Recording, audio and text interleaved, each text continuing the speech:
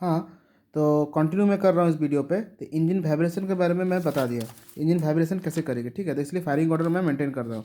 Okay, तो engine firing order maintain करने से इंजन को कैसे कूलिंग करती है, ठीक है। The firing should be in such an order that cooling system should be work in an effective manner. The cooling piston should not change its position with time, otherwise the task of the cooling system become very difficult. तो cooling system के बारे में देखिए, मान लेते हैं बड़ा करके मैं इस वीडियो को दिखा रहा हूँ, ठीक है। 1 2 3, मान लीजिए ये सॉलिड सरफेस है, ठीक है। एक ही को मैं डील करता हूँ तो उसमें सब समझ में आ जाएगा। तो इसमें पतले से जैकेट्स है, ठीक है। हर किसी में एक पतले पतले जैकेट है जिसमें वाटर इन कर रही है, वाटर इन, और यहाँ से वाटर आउट, ठीक है, आउट हो जा रहा है, ठीक है। सिमिलर सब में हो रही है। तो मान लीजिए इसमें पिस्टन है, सिमिलर सब में, ठीक है, सब में हो रही है, ठीक है, इसमें भी है, इसमें भी है। तो 1 के बाद यदि हम साइमल्टेनियसली 2 को फायर करते हैं, फिर 3 के बाद फिर 2 को देते हैं, फिर 2 को दे देते हैं, ठीक है, फिर 3 के बाद 2 को फायर करते हैं, ठीक है। 1 के बाद 2, 2 के बाद 3, फिर 3 के बाद 2।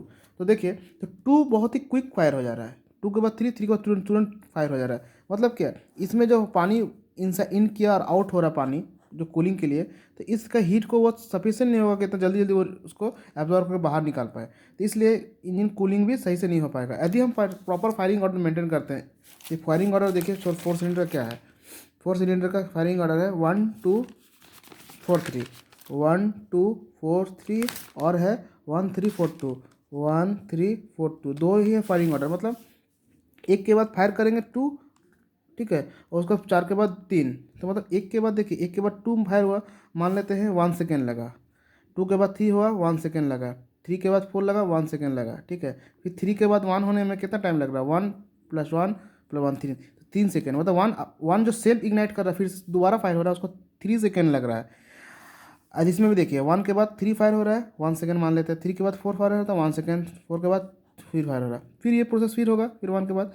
तो फिर 1 खुद फायर होने में कितना टाइम लगेगा, इसके बाद फिर 1 आएगा 3 सेकेंड, ठीक है। यदि हम इम्प्रॉपर फायर ऑर्डर कर देते हैं, 1 के बाद 3, 3 के बाद फिर 1, फिर 2, तो फिर क्या होगा, 1 के बाद 1 फिर 1, तो 1 खुद से फिर कितना बाद में, 1 के बाद एक यहाँ से लेकर 1 सेकेंड लगा, 1 से 3 और 3 से लेकर 1 के लिए 1 सेकेंड लगा।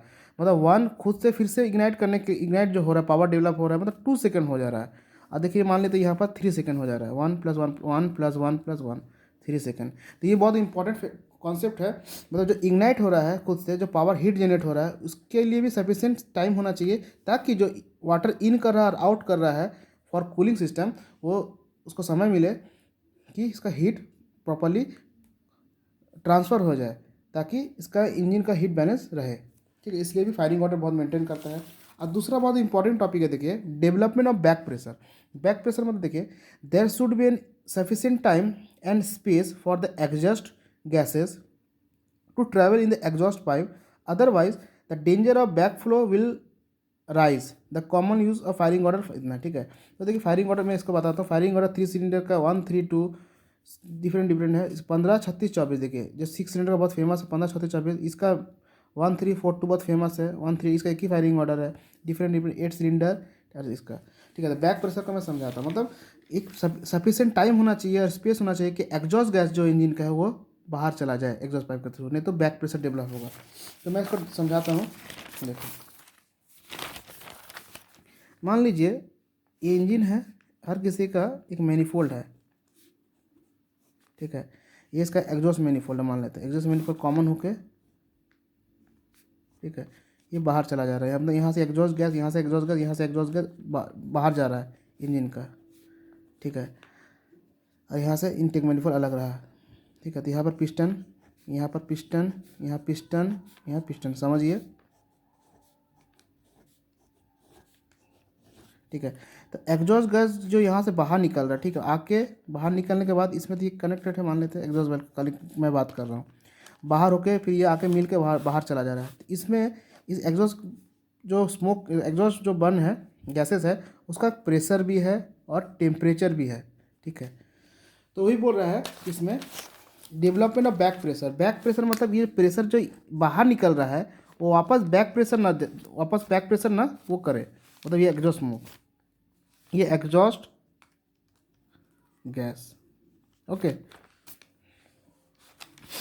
ये जो एग्जॉस्ट गैस है ये वापस बैक प्रेशर ना दे दे। यदि फायरिंग ऑर्डर नहीं करेंगे तो बैक प्रेशर डेवलप करेगा। देखिए आपको मैं दिखा रहा हूँ, देखिए मान लीजिए ये यहाँ से निकलेगा, यहाँ जाके ये आके टकराया, टकराने के बाद यदि ये सही से फायरिंग ऑर्डर मतलब एक फायर हुआ, फायर होने के बाद फिर 3 फायर हुआ, फिर 4 हुआ, फिर 1 3 4 2 मान लेते हैं।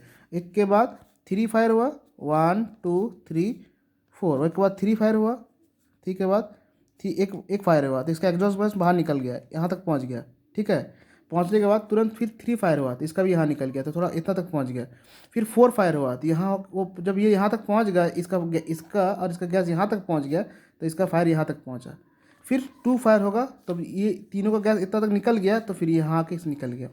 अरे मान लेते हैं हम 1 के बाद 2 फायर करने के बाद फिर 1 और 4 करते हैं, 1 3 करते हैं। ठीक है, तो सही से फायरिंग ऑर्डर नहीं मेंटेन करते, मतलब 1 3 1 2 3 4 फायर करते हैं। तो ये यदि फायरिंग ऑर्डर हम मेंटेन करते तो देखते क्या होता है। फिर से देखिए साफ फिगर में बनाता हूँ।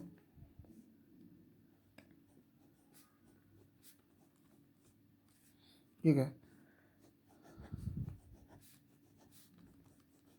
1 2 3 4 इसका फायर हुआ यहाँ तक पहुँचा, इसका फायर यहाँ तक पहुँचा, फिर इसका तो ये फायर जब हुआ तो ये तो मूव करेगा इस डायरेक्शन में, गैस इसका भी गैस इस डायरेक्शन में मूव करेगा। तो यहाँ तक पहुँचने के बाद फिर ये जगह यहाँ आके जाके पहुँचा तो इसी जगह टकराया, टकराने के बाद फिर रिवर्स बैक प्रेशर इसका देने का चांसेस रहेगा। Back pressure of exhaust smoke. ठीक है, जब बैक प्रेशर देगा तो मान लीजिए पिस्टन जो है ये वापस नीचे आ जाएगा, मतलब देखिए इस तरह से वापस खाएगा, मतलब ये इस तरह से यदि है, इस तरह से यदि है तब नीचे आएगा बैक प्रेशर, क्योंकि एग्जॉस्ट स्मोक वो नीचे पहुंचाएगा। तो ये बैक प्रेशर होने के कारण मान लीजिए यदि वो सक्शन स्ट्रोक है, कंप्रेशन स्ट्रोक है।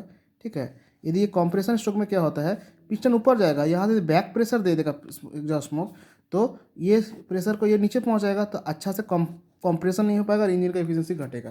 तो इस तीनों जो फैक्टर है, development of back pressure, engine cooling and engine vibration, बहुत ही इंपॉर्टेंट पॉइंट्स कॉन्सेप्ट है इंजन को बैलेंस करने के लिए, इफिशियंसी के लिए। ठीक है, तो ये फायरिंग ऑर्डर बहुत ही इंपॉर्टेंट रोल करता है इंजन वाइब्रेट कंट्रोल करने के लिए, इंजन कूलिंग के लिए and development back pressure. Okay, so आपको यदि मेरा फायरिंग ऑर्डर का कॉन्सेप्ट समझ में आया होगा तो थैंक यू। और इस वीडियो को आप शुरू से लेकर लास्ट तक देखे होंगे तो आपको होप समझ में आया होगा। प्लीज़ सब्सक्राइब कीजिए, लाइक कीजिए और शेयर कीजिए। मेरा चैनल है इंजीनियरिंग कॉन्सेप्ट BS, ताकि मैं मोटिवेट हूँ आपके लिए और वीडियो बना पाऊँ। Thank you.